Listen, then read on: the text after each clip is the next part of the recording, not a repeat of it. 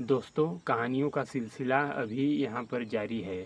नमस्कार, मैं संतोष कुमार, संतोष क्राइम सफ़र में आप सभी का स्वागत है। यदि आप लोग हमारे चैनल पर नए हैं तो हमारे चैनल को सब्सक्राइब कर लें। आज की जो सच्ची घटना मैं सुना रहा हूँ वो है उत्तर प्रदेश के कानपुर ज़िले की केसरी निवादक गांव की है। यहाँ से एक व्यक्ति शाम को पुलिस के पास फ़ोन करता है कि सर, हमारे पत्नी का किसी ने किडनैप कर लिया है। दरअसल उस व्यक्ति का नाम रमन होता है और उसकी पत्नी का नाम सरिता होता है। पुलिस से वो व्यक्ति कहता है कि हमारे पत्नी का किसी ने अपहरण कर लिया है। जब इस तरह की बातें पुलिस सुनती है तो आनन फानन में अपने टीम के साथ पुलिस उस घटना स्थल पर पहुंच जाती है और पहुंचने के बाद वहां पर पुलिस को 2-4 व्यक्ति भी मौजूद मिलते हैं। रमन पुलिस के पास आकर कहता है कि सर, इन लोगों ने हमारे साथ मारपीट की और हमारे पत्नी को लेकर के जंगल के ओर चले गए। तो पुलिस भी इस बात को सुनकर आश्चर्यचकित में हो जाती है कि आखिरकार इसके पत्नी को लेकर के लोग जंगल की ओर क्यों गए। फिर पुलिस सरिता की खोजबीन करने के लिए जंगल की ओर चली जाती है, पर तमाम कोशिश करने के बाद भी सरिता का कोई भी पता रता नहीं लगा पाती है पुलिस। रमन अपने ससुर कमलेश को फ़ोन करके घटना के बारे में सारी बातें बता देता है। फिर घटना स्थल पर रमन के ससुर यानी कि कमलेश भी वहां पर आ जाते हैं। फिर पुलिस कमलेश से इस घटना के बारे में पूछताछ करती है तो कमलेश सीधा अपने दामाद यानी कि रमन का नाम लेता है कि इसी ने हमारे बेटी को गायब किया है। फिर पुलिस रमन से पूछताछ करती है तो रमन रोते हुए और अपने बच्चों की कसम खा करके पुलिस से बताता है कि सर, वो लोग 3 थे और हम अकेले थे, हमारे साथ मारपीट किए और हमारे पत्नी को लेकर के चले गए। पुलिस इस बात को सुन कर के चुप रह जाती है और पुलिस कहती है कि इस जंगल की छानबीन हम कल सुबह करेंगे। फिर पुलिस वहां से लौट करके सीधे अपने थाने आ जाती है।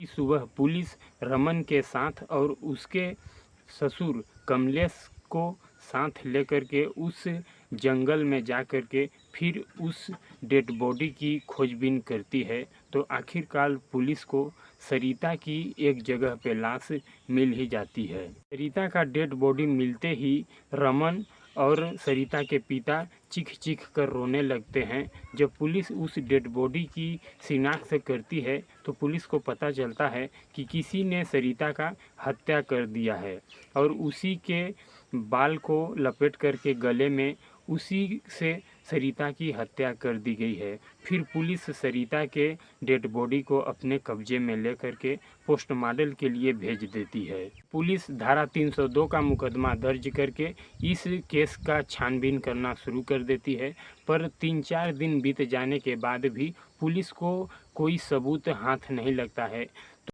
सरिता के पिता पुलिस पर दबाव बनाने लगते हैं कि सर, हमारे बेटी का कत्ल हमारे दामाद रमन ने ही किया है, पर पुलिस इस बात को नहीं मानती है। फिर पुलिस एक आध हफ्ते बाद रमन और सरिता के पिता कमलेश को अपने थाने पर बुलाती है और दोनों से पूछताछ करती है। रमन पुलिस को कुछ ऐसा बयान देता है कि जिससे पुलिस को कहीं न कहीं अब रमन पर ही शक चला जाता है और फिर पुलिस सख्ती से जब पेश आती है तो आखिरकार रमन अपने जुर्म कबूल कर लेता है और रमन पुलिस से बताता है कि सर, सरिता का कत्ल हम और हमारे 3 दोस्तों ने मिलकर के किया है। इस तरह की बातें जब रमन पुलिस से बताता है तो सरिता के पिता कमलेश इस बात को सुनते हैं तो उनके पैरों तले ज़मीन फिसल जाती है और पुलिस भी इस बात को सुन कर के हैरान रह जाते हैं। सरिता के पिता कमलेश, जिनकी 2 बेटियां हैं और एक लड़का है, कमलेश ने अपनी बड़ी बेटी का शादी कर दिए थे और छोटी बेटी उनकी घर में थी और बहुत लाड प्यार दुलार से उसको पाले थे। आखिरकार जब वो बड़ी हुई तो कमलेश एक दिन अपने लड़की की शादी करने के लिए लड़के की तलाश करना शुरू कर देते हैं। फिर ये तलाश कमलेश की बहुत जल्द पूरी ही हो जाती है। उनको कमलेश को रमन नाम का लड़का आखिरकार मिल ही जाता है। फिर सरिता और रमन की शादी हो जाती है और शादी होने के 1 साल 2 साल तक तो ठीक ठाक चलता है। फिर से सरिता की सास यानी कि रमन की माँ सरिता से लड़ाई झगड़ा करना शुरू कर देती है दहेज को लेकर के। इस बात को जब सरिता रमन से बताती है तो रमन भी सरिता को ही उल्टे डांटता फटकारता है और सरिता से वो भी लड़ाई झगड़ा और मारपीट करना शुरू कर देता है। पर इस बात को सरिता कभी अपने मम्मी पापा और भाई को नहीं बताई।